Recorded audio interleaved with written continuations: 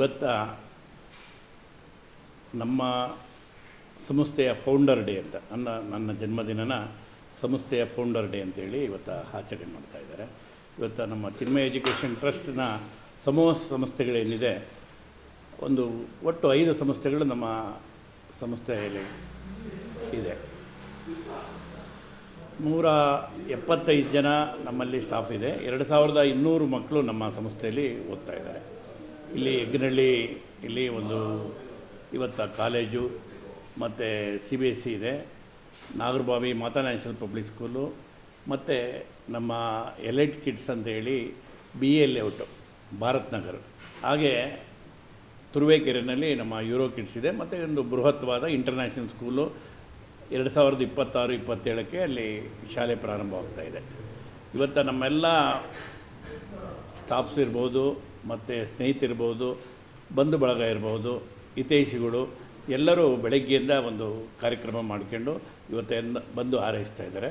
ಇವತ್ತು ಸರ್ಪಭೂಷಣ ಮಠದ ಶ್ರೀಗಳು ಬೆಳಗ್ಗೆ ಬಂದು ಒಂದು ವೇದಿಕೆ ಕಾರ್ಯಕ್ರಮದಲ್ಲಿ ಇದ್ದು ಅವರು ಆಶೀರ್ವಚನ ನೀಡಿದ್ದಾರೆ. 2004ರಲ್ಲಿ ನಮ್ಮ ಶಾಲೆ ಪ್ರಾರಂಭವಾಯಿತು. ಬಹುಶಃ ಎಲ್ಲ ವರ್ಷವೂ 100% ರಿಸಲ್ಟು ನಮ್ಮ ಶಾಲೆಯಲ್ಲಿ ಬರ್ತಾ ಇದೆ.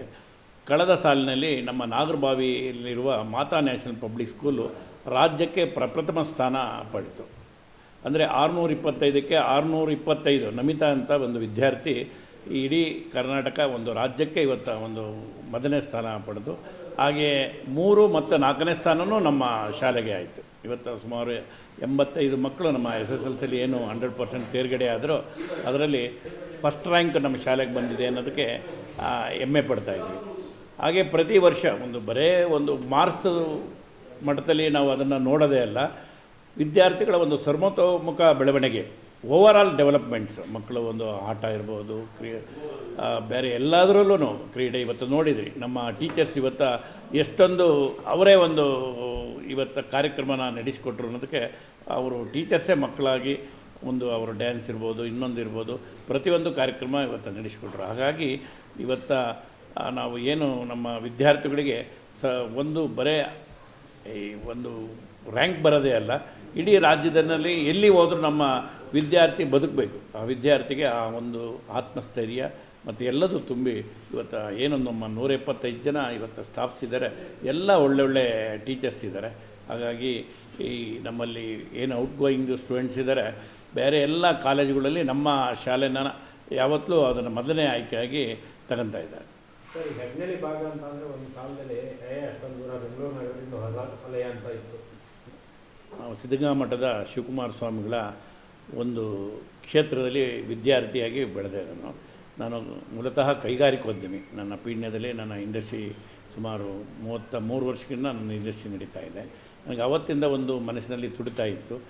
ನಾನು ಸಿದ್ಧಗಂಗಾ ಶ್ರೀಗಳ ಒಂದು ಆಶೀರ್ವಾದ ಮತ್ತು ನಮ್ಮ ಆದಿಚುಂಚನಗಿರಿ ಬಾಲಗಂಗಾಧರ ಸ್ವಾಮಿಗಳ ಇಬ್ಬರು ಆ ದಿವ್ಯ ಸಮ್ಮುಖದಲ್ಲಿ ನಮ್ಮ ಶಾಲೆ 2004ರಲ್ಲಿ ಪ್ರಾರಂಭವಾಯಿತು. ಅವತ್ತು ಈ ಭಾಗ ಯಾಕೆ ನಾನು ಆಯ್ಕೆ ಮಾಡ್ಕೊಂಡೆ ಅಂದರೆ, ಇಡೀ ಇದು ಒಂದು ಕಾರ್ಮಿಕ ಪ್ರದೇಶ. ಇವತ್ತು ಪೀಣ್ಯ ಇಂಡಸ್ಟ್ರಿನಲ್ಲಿ ಈ ಜನಸಾಮಾನ್ಯರು ವಾಸ ಮಾಡೋಂಥ ಒಂದು ಪ್ರದೇಶದಲ್ಲಿ ಅತ್ಯಂತ ಸುಸಜ್ಜಿತವಾದ ಒಂದು ಶಾಲೆನ, ವರ್ಲ್ಡ್ ಕ್ಲಾಸ್ ಏನು ಇನ್ಫ್ರಾಸ್ಟ್ರಕ್ಚರ್ ಅಂತ ಶಾಲೆ ಇವತ್ತು ತಾವೆಲ್ಲ ನೋಡ್ತಾ ಇದ್ದೀರಿ. ಬೃಹತ್ ಕಟ್ಟಡ ಮತ್ತು ಒಳ್ಳೆಯ ಲ್ಯಾಬು, ಲೈಬ್ರರಿ ಪ್ರತಿಯೊಂದು ಇರೋಂಥದ್ದು, ಮತ್ತು ಒಳ್ಳೆಯ ಫೀಲ್ಡ್, ಆಟದ ಮೈದಾನ ಇರೋಂಥದ್ದು. ಈ ಶಾಲೆನ ಇಂಥ ಒಂದು ಸ್ಥಳದಲ್ಲಿ ಕೊಡಬೇಕು ಅನ್ನೋದು ಮಹತ್ವಾಂಶ ಇದ್ದು ಈ ಜಾಗನ ನಾವು ಆಯ್ಕೆ ಮಾಡ್ಕೊಂಡು ಇಲ್ಲಿ ಇವತ್ತು ಇಡೀ ಒಂದು ಮಿನಿ ಭಾರತ ಅಂತ ಹೇಳ್ಬೋದು ಇದನ್ನು. ಯಾಕೆಂದರೆ ಎಲ್ಲ ಸ್ಟೇಟ್ನಲ್ಲೂ ಬಂದಿರೋಂಥ ಏನು ಪೇರೆಂಟ್ಸ್ ಇದ್ದಾರೆ ಅವರ ಮಕ್ಕಳು ಇಲ್ಲಿ ಕಲಿತಾ ಇದ್ದಾರೆ. ಯಾಕೆಂದರೆ ಪೀಣ್ಯ ಇಂಡಸ್ಟ್ರಿಗೆ ಇದೊಂದು ಅಟ್ಯಾಚ್ ಇರೋದ್ರಿಂದ ಪ್ರತಿ ರಾಜ್ಯದ ಮಕ್ಕಳು ಇಲ್ಲಿ ಕಲಿತಾ ಇದ್ದಾರೆ. ಹಾಗಾಗಿ ನಮ್ಮ ಶಾಲೆ ಈ ಭಾಗದಲ್ಲಿ ಒಳ್ಳೆಯ ಶಾಲೆ ಅಂತೇಳಿ ಮನ್ನಣೆ ಪಡೆದೆ.